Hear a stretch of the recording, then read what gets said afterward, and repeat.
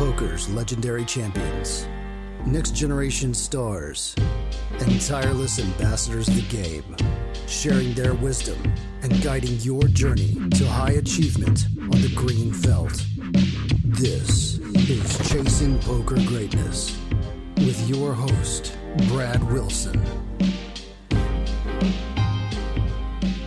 Hello there, boys and girls. Welcome to another episode of the Chasing Poker Greatness podcast. As always, this is your host, the founder of ChasingPokerGreatness.com, Coach Brad Wilson. And today's guest is a future poker Hall of Famer who sadly missed being inducted last year due to the WSOP shrinking their class by one member, an executive tour director for the World Poker Tour, the one and only Matt Savage.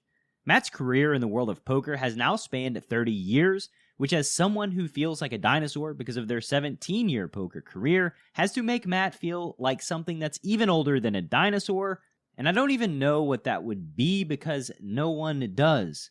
Suffice to say though, since Matt's freshman poker year in 1991, the landscape around the game has changed dramatically, and in today's episode, Matt's going to wax nostalgic on how the poker world of yesteryear compares to poker in the year 2021.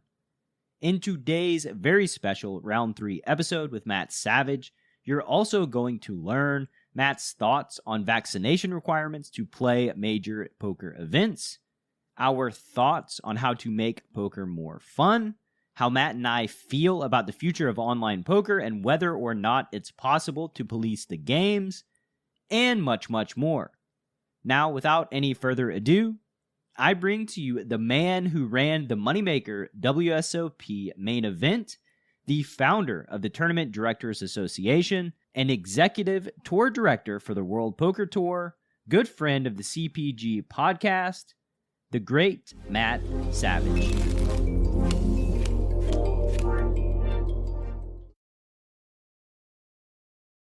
Mr. Savage, welcome back to round 3, sir. How you doing?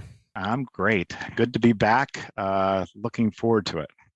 Yeah, I think the last time was around when Mike Sexton passed, and that was like a year or so ago.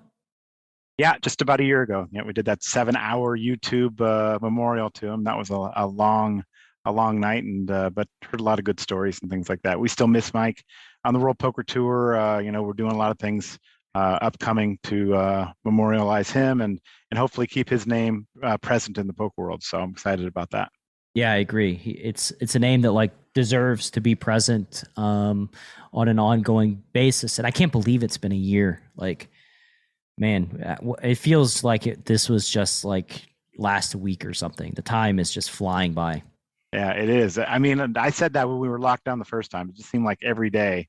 You get up in the morning and next thing you know, you're going to bed, and it was weeks were flying by, and it's happening again, unfortunately.